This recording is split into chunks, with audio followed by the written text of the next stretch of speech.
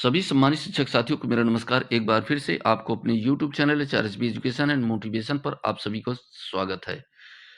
साथियों, मानव क्षमता पर एक लेटेस्ट अपडेट आया हुआ है। मानव क्षमता के अंतर्गत समस्त अवकाश संबंधी नियमों को जानें।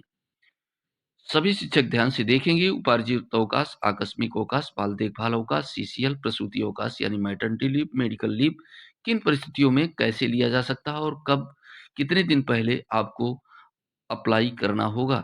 ये संपूर्ण जानकारी आप देखिए, हमारे साथ बने रहिएगा। साथियों, मानव सभ्यता के अंतर्गत समस्त अवकाश संबंधी नियम हैं।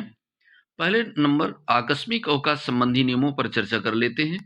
आकस्मिक अवकाश विद्यालय प्रारंभ होने से पूर्व ऑनलाइन आवेदित करें। विद्यालय आरंभ समय के पश्चात आवेदित अवकाश मान्य नहीं होगा, यानी कैजुअल लीव आपको विद्यालय खुलने के पूर्व ही ये अप्लाई करना है। दूसरा बिंदु जो बहुत ही महत्वपूर्ण है, आकस्मिक अवकाश किसी भी स्थिति में ऑफलाइन नहीं देय होगा, यानी इसे ऑनलाइन ही अवकाश आपको अप्लाई करना होगा। दूसरा, उपार्जित अवकाश यानी अर्न लीव संबंधी नियम। उपार्जित अवकाश स्वीकृत होने तक उपभोग न किया जाए। यदि सिर्फ आवेदित अवकाश के आधार पर विद्यालय से अनुपस्थित पाए जाते हैं, तो आप घर पर होने वाली किसी प्रकार की कार्यवाही के लिए आप स्वयं जिम्मेदार होंगे।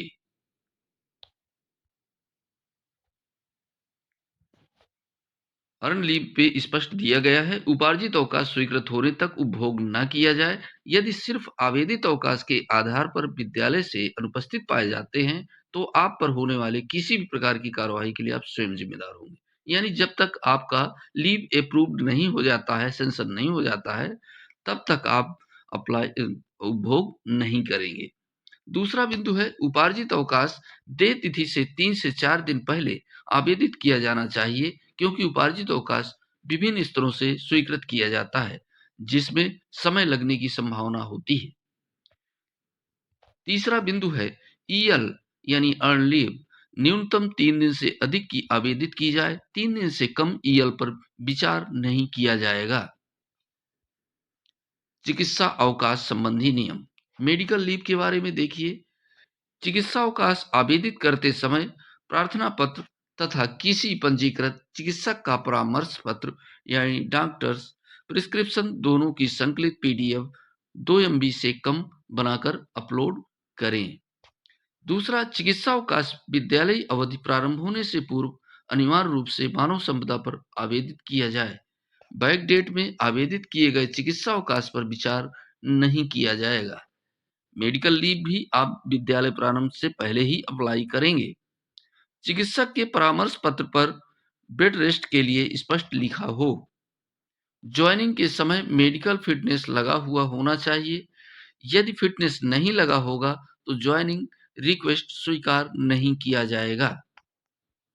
चिकित्सा अवकाश का उपभोग करने के उपरांत विद्यालय में ऑफलाइन तथा ऑनलाइन मानव संपदा पोर्टल पर कार्यभार ग्रहण करें तथा चिकित्सा अवकाश लेने संबंधी लगाए गए सभी अभिलेखों की छायाप्रति तथा अवकाश स्वीकृत पत्र की छायाप्रति अपने विद्यालय में सुरक्षित रखेंगे।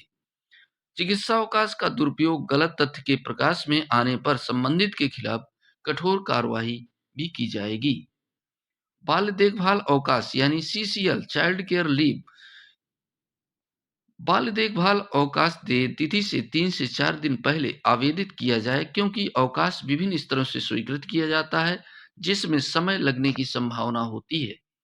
बाल देखभाल अवकाश के अभिलेख। पहला, प्रार्थना पत्र।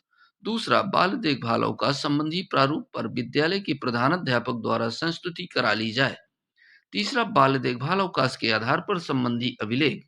यदि अवकाश का आधार बच्चे की चिकित्सा है, तो पंजीकृत चिकित्सक का परामर्श पत्र लगना आवश्यक है। यदि अवकाश का आधार बच्चे की पढ़ाई है, तो बच्चे के विद्यालय का आई कार्ड तथा परीक्षा सारणी। चौथा बिंदु, बच्चे का जन्म प्रमाण पत्र। यदि बच्चा 10th से ऊपर की कक्षा में है, तो हाई स्कूल का प्रमाण पत्र लगाना होना चाहिए।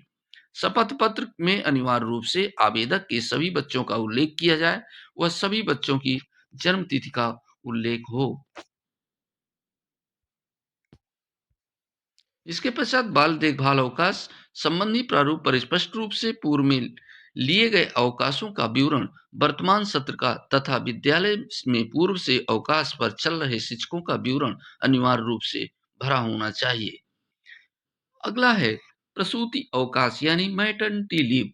पहला प्रार्थना पत्र, दूसरा प्रसूति अवकाश देयक संबंधी प्रारूप, चिकित्सक का परामर्श पत्र, अल्ट्रासाउंड की फोटो व अल्ट्रासाउंड की रिपोर्ट, शपथ पत्र। इसी के पश्चात गर्भपात अवकाश एबॉर्शन लीव संबंधी नियम, प्रार्थना पत्र, चिकित्सक प्रार्थना पत्र एवं शपथ पत्र। इसी प्रकार से अत्यंत महत्वपूर्ण, किसी भी विद्यालय में 33% यानी एक तिहाई से अधिक शिक्षक शिक्षिका अवकाश पर नहीं रहेंगे। उन कंडीशनों में ही आपके अवकाश से अप्रूव किए जाएंगे। किसी भी विद्यालय में यदि पूर्व से 2 शिक्षिकाएं बाल देखभाल अवकाश पर हैं, तो ऐसे विद्यालय में किसी अन्य शिक्षिका का बाल्यकाल अवकाश स्वीकृत नहीं किया जाएगा। बालकाल अवकाश पर चल रही शिक्षिकाओं को यदि समय समय पर होने वाली प्रशिक्षण में प्रतिभाग करने हेतु बुलाया जाएगा, तो उन्हें अनिवार्य रूप से उपस्थित होना होगा। दिशा निर्देश की एक कॉपी प्रत्येक विद्यालय में हार्ड कॉपी में सुरक्षित रखें व दिशा निर्देशों का पालन करते हुए अवकाश आवेदित करें। नोट, उक्त समस्त अवकाश किसी भी परिस्थिति में ऑफलाइन देय नहीं होंगे। समस्त प्रधान अध्यापकों को सूचित किया जाता है कि वह अपने विद्यालय के समस्त स्टाफ का आवेदित अवकाश स्वीकृत से पूर्व विद्यालय अभिलेखों में दर्ज नहीं करेंगे तथा आवेदनकर्ता आकस्मिक अवकाश, चिकित्सा अवकाश को छोड़कर किसी भी प्रकार के अवकाश को स्वीकृत होने से पूर्व उपभोग नहीं करेंगे तथा विद्यालय से अनुपस्थित नहीं होंगे। ये बहुत ही महत्वपूर्ण है साथियों, ये नियम जो मानव संपदा पोर्टल से जुड़े हुए हैं अपडेट्स। यदि आप चाहते हैं इसी प्रकार के इन्फॉर्मेटिव अपडेट आपको एक ही प्लेटफॉर्म पर उपलब्ध होती रहे, तो यदि आप हमारे इस चैनल पर पहली बार आए हुए हैं तो चैनल को सब्सक्राइब कर लीजिए और वीडियो को लाइक कीजिए, साथियों को शेयर कीजिए।